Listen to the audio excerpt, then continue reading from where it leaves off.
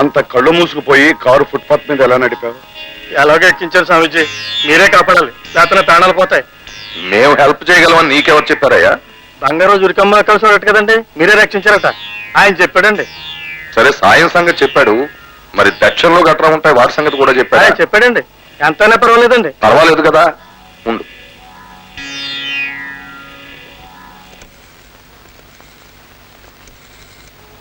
Inspector Krishnamurthy గారా? Bhanuji here. మనం అర్జెంటుగా ఆశ్రమంలో కలుసుకోవాలి. Doctor, your presence is urgently required. Hello sister, Bhanuji here. నీ ప్రెజెన్స్ ఆశ్రమంలో చాలా అవసరం. నమస్కారం అండి.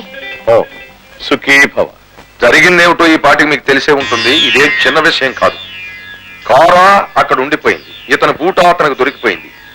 మరి ఈ భీమరాజును అతను గుర్తు పట్టేశాడు కనుక ఈ భీమరాజు ఎట్టి పరిస్థితుల్లోనూ తప్పించుకోలేడు. ఒకవేళ తప్పించుకోవడమే జరిగితే అది ఏదో మహామాయ జరిగినట్టు జరిగిపోవాలి. అది నీ వల్ల జరగాలి లేదా నా వల్ల జరగాలి. నేను రాజధాని చుట్టూ తిరిగినందువల్ల జరగాలి. మరి దానికి ఖర్చు 1 లక్ష కావచ్చు, 10 లక్షలు కావచ్చు. నువ్వు తట్టుకోగలవా? ఉందండి, నా ప్రాణాలు కాపాడండి. సరేనయ్యా, నీ ప్రాణానికి మా అందరి ప్రాణాలు అడ్డు. నీ కోసం వాళ్ళ ఉద్యోగాలు ప్రాణాలు కూడా అడ్డం పెట్టేస్తారు. పని జరిగిన తర్వాత మనిషి కూడా చొప్పున ఇచ్చేయి. చేయించినందుకు నాకు 2 ఇచ్చేయి, స్వామీజీకి పర్సనల్ గా 2 ఇచ్చేయి. మరి ఈ ఆశ్రమాన్నంతా అభివృద్ధి పరచాలిగా, దానికి 2 ఇచ్చేస్తాడు. అలాగేనండి, నన్ను మాత్రం ఈ గండం నుంచి కాపాడండి. అలాగేనయ్యా. ఇన్స్పెక్టర్ గారు చెప్పేది ఉంది. 3 రోజుల క్రితమే ఇతను కారు ఎవడో ఎత్తుకుపోయాడు. ఎవరు ఎత్తుకుపోలేదు కదండి. మీ కారు ఎత్తుకుపోయినట్టు మీరు 3 రోజుల క్రిందట ఇన్స్పెక్టర్ గారికి రిపోర్ట్ ఇచ్చారు. ఆయన ఆ రిపోర్ట్ రిజిస్టర్ చేసుకున్నారు. కారు సరేనండి, మరి నా కాలు బూట ఆయన దగ్గర ఉండిపోయింది కదండి. అవును, ఆ బూటు ఏ రంగు? ఎరుపు రంగు అండి. ఎరుపు రంగు. ఇన్స్పెక్టర్ గారు, ఆ బూటు ఏ రంగు? నల్ల రంగు బూటు. ఇక నీ విషయం. నువ్వు కాలు విరిగి 6 రోజుల క్రితమే హాస్పిటల్లో చేరావు. మరి చారలేదు కదండి. చేరావయ్యా. 6 రోజుల క్రితమే డాక్టర్ గారు నిన్ను హాస్పిటల్లో ఇన్పేషెంట్ గా చేర్చుకున్నారు.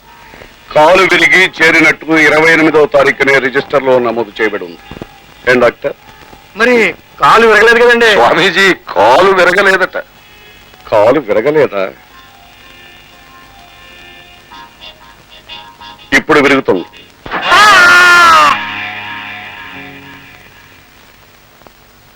ఈ నెల 2వ తేదీ రాత్రి మీరు తాగి పక్కన అమ్మాయిని పెట్టుకుని కారు డ్రైవ్ చేసుకుంటూ వచ్చి నేతాజీ రోడ్లో 5 చావుకు మీరు కారణమైనట్టు మీ మీద అభియోగం.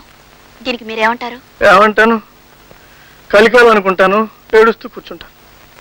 మీరు అడిగే నాటికి 4 రోజుల ముందు నుంచి గాంధీ హాస్పిటల్లో ఉన్నానండి. హాస్పిటల్లో ఉన్నవాడిని కారు డ్రైవ్ చేయడం ఏంటి, యాక్సిడెంట్ చేయడం ఏంటండి? ఏ హాస్పిటల్లో ఉంటే మాత్రం ఎందుకు వెళ్ళకూడదు? డాక్టర్లకు తెలియకుండా ఏ అర్ధరాత్రో వెళ్ళి ఆ పని చేసి వచ్చుండొచ్చుగా. ఎలా వెళ్తానండి? అప్పటికే నా కాలు విరిగి 6 రోజులైంది.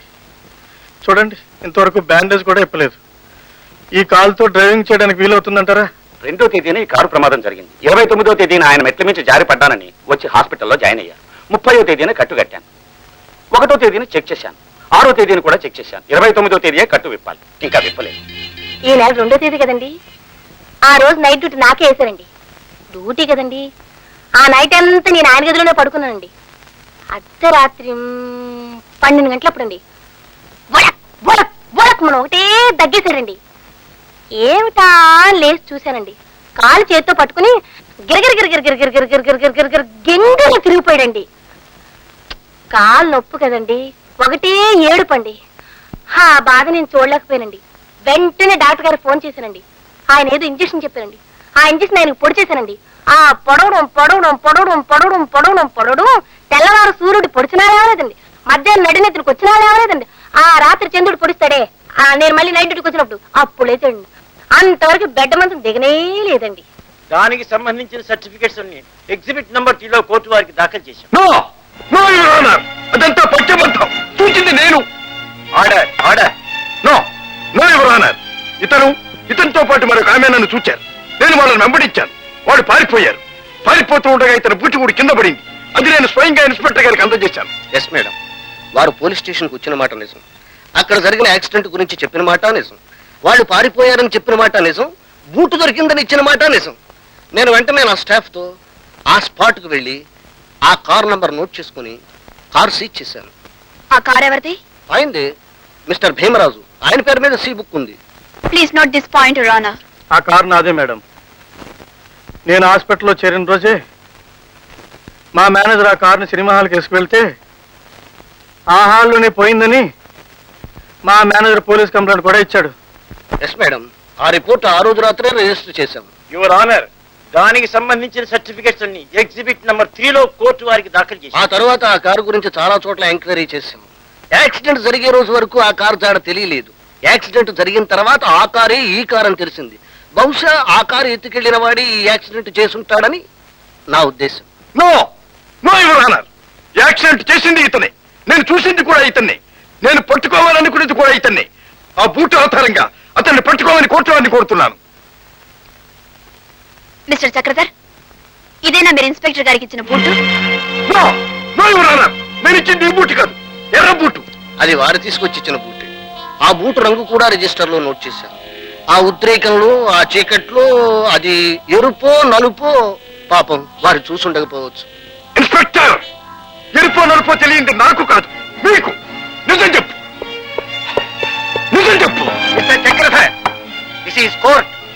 నడిపదారిలో వాదించుకున్నట్టు, నడిపదారిలో తిరగబడినట్టు కోర్టులో మాట్లాడడం చట్టరీత్యా నేరం.